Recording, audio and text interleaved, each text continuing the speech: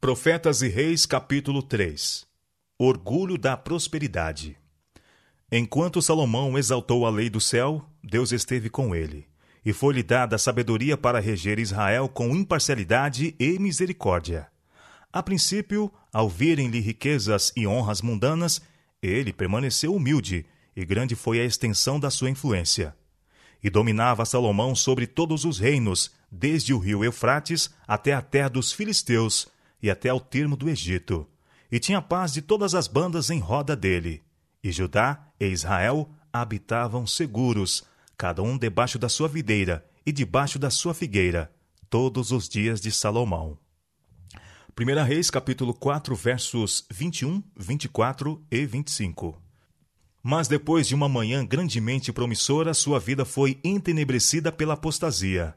A história registra o melancólico fato de que aquele que havia sido chamado Gedidias, amado do Senhor, aquele que havia sido honrado por Deus de forma tão marcante, com o toque do divino favor, que sua sabedoria e retidão conquistaram para ele fama mundial, aquele que tinha levado outros a renderem honra ao Deus de Israel, voltara-se da adoração de Jeová para se curvar ante os ídolos do paganismo. Centenas de anos antes que Salomão subisse ao trono, o Senhor, antevendo os perigos que cercariam aqueles que fossem escolhidos reis de Israel, deu a Moisés instruções para sua guia. Foi dada orientação para que o que se assentasse no trono de Israel escrevesse para si um traslado dos estatutos de Jeová num livro do que está diante dos sacerdotes levitas. E o terá consigo, disse o Senhor, e nele lerá todos os dias de sua vida, para que aprenda a temer ao Senhor Deus, para guardar todas as palavras desta lei, e estes estatutos para fazê-los, para que o seu coração não se levante sobre os seus irmãos, e não se aparte do mandamento, nem para a direita nem para a esquerda, para que prolongue os dias do seu reino, e ele e seus filhos no meio de Israel. Deuteronômio capítulo 17, versos 18 a 20. Em conexão com estas instruções, o Senhor particularmente alertou aquele que fosse ungido rei que não multiplicasse para si mulheres, para que o seu coração não se desviasse. Nem prata nem ouro deveria multiplicar-se muito para si. Deuteronômio capítulo 17, verso 17. Salomão estava familiarizado com estas advertências e por algum tempo as guardou. Seu maior desejo era viver e reinar de acordo com os estatutos dados no Sinai. Sua maneira de conduzir os negócios do reino estava em evidente contraste com os costumes das nações de seu tempo. Nações que não temiam a Deus e cujos reis tripudiavam sobre sua santa lei. Procurando fortalecer suas relações com o poderoso reino que ficava ao sul de Israel, Salomão aventurou-se no terreno proibido. Satanás conhecia os resultados que acompanhariam a obediência, e durante os primeiros anos do reinado de Salomão, anos gloriosos mercê da sabedoria, beneficência e retidão do rei. Ele procurou introduzir influências que insidiosamente minassem a lealdade de Salomão ao princípio e o levassem a separar-se de Deus. Que o inimigo foi bem-sucedido em seu esforço, nós o sabemos pelo relato. E Salomão se aparentou com Faraó, rei do Egito, e tomou a filha de Faraó e a trouxe à cidade de Davi. 1 Reis, capítulo 3, verso 1. Do ponto de vista humano, esse casamento, embora contrário aos ensinamentos da lei de Deus, parecia provar-se uma bênção, pois a esposa pagã de Salomão se converteu e uniu-se com ele na adoração ao verdadeiro Deus. Ademais, Faraó prestou assinalados serviços a Israel, tomando Gezer, matando os cananeus que moravam na cidade e dando-a em dote à sua filha, mulher de Salomão. 1 Reis, capítulo 9, verso 16. Esta cidade foi por Salomão reconstruída, e assim aparentemente foi grandemente fortalecido seu reino ao longo da costa mediterrânea. Fazendo, porém, aliança com uma nação pagã e selando pacto pelo casamento com a princesa idólatra, Salomão temerariamente desconsiderou a sábia provisão que Deus fizera para manter a pureza de seu povo. A esperança de que sua esposa egípcia se convertesse era apenas uma débil escusa para o pecado. Por algum tempo, Deus, em sua compassiva misericórdia, passou por alto este terrível erro, e o rei, mediante sábia conduta, poderia ter contido, ao menos em grande medida, as forças do mal que sua imprudência pusera em operação. Mas Salomão havia começado a perder de vista a fonte de seu poder e glória. À medida que a inclinação ganhava ascendência sobre a razão, a confiança em si mesmo aumentava e ele procurou executar o propósito de Deus à sua própria maneira. Arrazoava ele que alianças políticas e comerciais com as nações vizinhas levariam essas nações ao conhecimento do verdadeiro Deus, e entrou em aliança não santificada com nação após nação. Frequentemente essas alianças eram seladas com casamento com princesas pagãs. Os mandamentos de Jeová foram postos de lado em favor dos costumes dos povos ao redor. Salomão presumia que sua sabedoria e o poder de seu exemplo haveriam de levar suas esposas da idolatria à adoração do verdadeiro Deus, e também que as alianças assim formadas atrairiam as nações circunvizinhas em mais íntimo contato com Israel.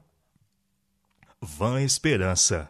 O erro de Salomão em considerar-se suficientemente forte para resistir às influências de associações pagãs foi fatal. E fatal foi também o engano que o levou a esperar que, não obstante a desconsideração de sua parte para com a lei de Deus, outros poderiam ser levados a reverenciá-la e obedecer-lhe aos sagrados preceitos. As alianças e as relações comerciais do rei com as nações pagãs levaram-lhe reconhecimento, honra e riquezas deste mundo. Tornou-se-lhe possível trazer ouro de Ofir e prata de Tarsis em grande abundância. E fez o rei que houvesse ouro e prata em Jerusalém como pedras, e cedros em tanta abundância como figueiras bravas que há pelas campinas. 2 Crônicas, capítulo 1, verso 15. Riquezas, com todas as suas consequentes tentações, vieram nos dias de Salomão a um número sempre maior de pessoas, mas o fino ouro do caráter minguara e se corrompera. Tão gradual foi a apostasia de Salomão que, antes que dela se advertisse, tinha se afastado de Deus. Quase imperceptivelmente, começara a confiar cada vez menos na divina guia e bênção e a pôr a confiança em sua própria força. Pouco a pouco, deixou de prestar a Deus aquela obediência retilínea que devia fazer de Israel um povo peculiar, e conformou-se cada vez mais intimamente aos costumes das nações ao redor. Rendendo-se às tentações resultantes de seu sucesso e honrada posição, ele esqueceu a fonte de sua prosperidade. A ambição de exceder todas as outras nações em poder e grandeza levou-o a renegar, por propósitos egoístas, os dons celestiais até então empregados para a glória de Deus. O dinheiro que devia ter sido conservado em sagrado depósito, para benefício de pobres merecedores e para a extensão, através do mundo dos princípios do santo viver, foi egoisticamente absorvido em ambiciosos projetos. Dominado por um subjacente desejo de superar outras nações em exibições exteriores, o rei subestimou a necessidade de adquirir beleza e perfeição de caráter. Procurando glorificar-se a si mesmo perante o mundo, vendeu sua honra e integridade. Os enormes proventos adquiridos através do comércio com muitas terras foram suplementados por pesados tributos. Assim, o orgulho, a ambição, a prodigalidade e indulgência produziram os frutos da crueldade e da extorsão. O espírito, considerado consciencioso, que lhe havia assinalado o trato com o povo durante a primeira parte de seu reinado, estava agora mudado. Do mais sábio e mais misericordioso dos reis, ele se degenerou num tirano. Outrora guardião do povo, compassivo e temente a Deus, tornara-se opressor e despótico. Tributo após tributo era lançado sobre o povo, a fim de serem levantados meios que sustentassem a luxuosa corte. O povo começou a queixar-se. O respeito e a admiração que haviam outrora voltado a seu rei mudou-se em desafeto e repulsa. Como uma salvaguarda contra a dependência do braço carnal, o Senhor havia advertido os que devessem reinar sobre Israel a que não multiplicassem cavalos para si. Mas, em manifesta desconsideração a este mandamento, Os cavalos que tinha Salomão se traziam do Egito. E do Egito e de todas aquelas terras traziam cavalos a Salomão.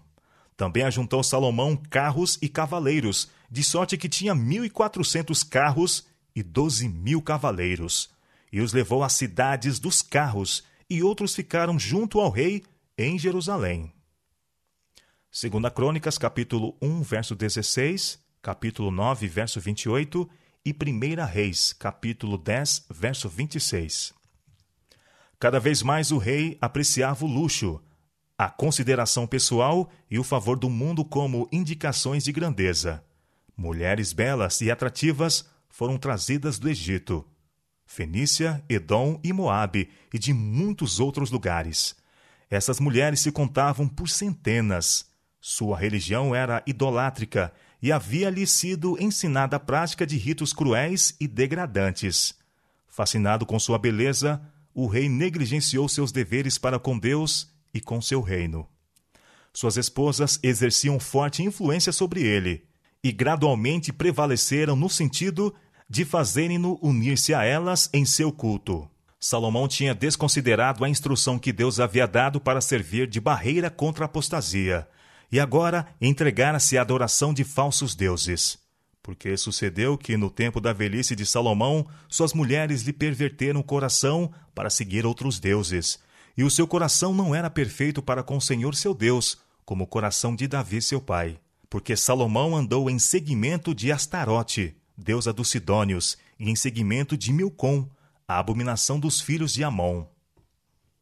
Na elevação sul do Monte das Oliveiras, oposto ao Monte Moriá, onde se erguia o belo templo de Jeová, Salomão ergueu um importante bloco de edifícios para serem usados como santuários idólatras. Para satisfazer suas esposas, colocou enormes ídolos, desproporcionais imagens de madeira e pedra, entre as alamedas de murta e oliveiras. Aí, diante dos altares das deidades pagãs, Camus, a abominação dos Moabitas, e Moloque, a abominação dos filhos de Amon, foram praticados os mais degradantes ritos do paganismo. A conduta de Salomão trouxe sua inevitável penalidade. Sua separação de Deus pela comunhão com idólatras foi sua ruína. Abjurando sua aliança com Deus, perdeu o domínio de si mesmo. Sua eficiência moral desapareceu. Sua fina sensibilidade emboltou-se e cauterizou-se sua consciência. Aquele que no início de seu reinado havia demonstrado tanta sabedoria e simpatia em restituir um desamparado bebê à sua desafortunada mãe, caiu tão baixo a ponto de consentir na ereção de um ídolo ao qual se ofereciam em sacrifício crianças vivas. Aquele que na sua juventude fora dotado de discrição e entendimento, e que em sua forte varonilidade havia sido inspirado a escrever: há um caminho que ao homem parece direito, mas o fim dele são os caminhos da morte. Em seus últimos anos, afastou-se tanto da pureza a ponto de favorecer ritos licenciosos e revoltantes relacionamentos com a adoração de Camus e Astarote. Aquele que na dedicação do templo tinha dito a seu povo: seja o vosso coração perfeito para com o Senhor nosso Deus, tornara-se um transgressor, negando no coração e na vida suas próprias palavras. Ele tomou licença por liberdade. Procurou, mas a que preço? Unir a luz com as trevas, o bem com o mal, a pureza com a impureza, Cristo com Belial. Depois de haver sido um dos maiores reis que já empunharam um cetro, Salomão tornou-se um libertino, instrumento e escravo de outros. Seu caráter, outrora nobre e viril, tornou-se debilitado e efeminado. Sua fé no Deus vivo foi suplantada por dúvidas ateísticas. A incredulidade mareou sua felicidade. Enfraqueceu-lhe os princípios e degradou-lhe a vida. A justiça e magnanimidade dos primórdios de seu reinado transmudaram-se em despotismo e tirania. Pobre, frágil natureza humana! Pouco pode Deus fazer por homens que perdem o senso de dependência dele. Durante esses anos de apostasia, o declínio espiritual de Israel progrediu firmemente. Como poderia ser diferente se seu rei havia unido seus interesses com instrumentalidades satânicas? Através dessas instrumentalidades, o inimigo operou para confundir a mente dos israelitas com respeito ao verdadeiro e ao falso culto, e eles se tornaram presa fácil. O comércio com outras nações levou-os a íntimo contato com os que não tinham amor a Deus, e seu próprio amor por ele foi grandemente diminuído.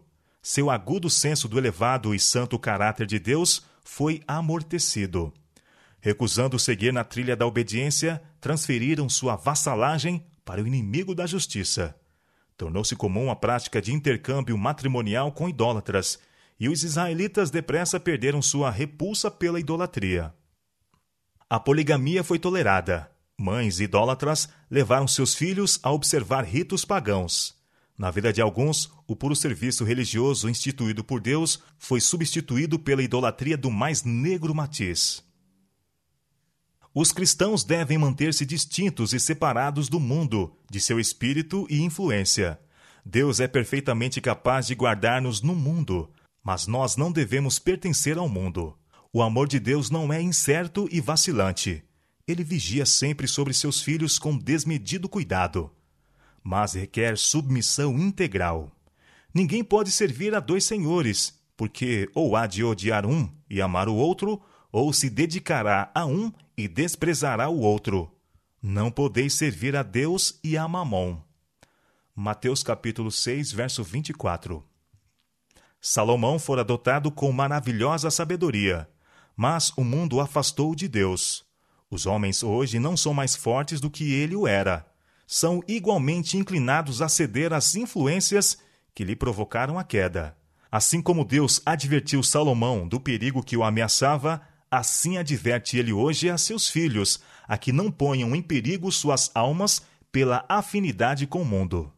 Saí do meio deles, pede ele, e apartai-vos. Não toqueis nada imundo, e eu vos receberei. E eu serei para vós pai, e vós sereis para mim filhos e filhas, diz o Senhor Todo-Poderoso. 2 Coríntios capítulo 6, versos 17 e 18. No meio da prosperidade ronda o perigo. Através dos séculos, riquezas e honra sempre têm se feito seguir do perigo para a humildade e espiritualidade. Não é o copo vazio que se torna difícil de ser transportado.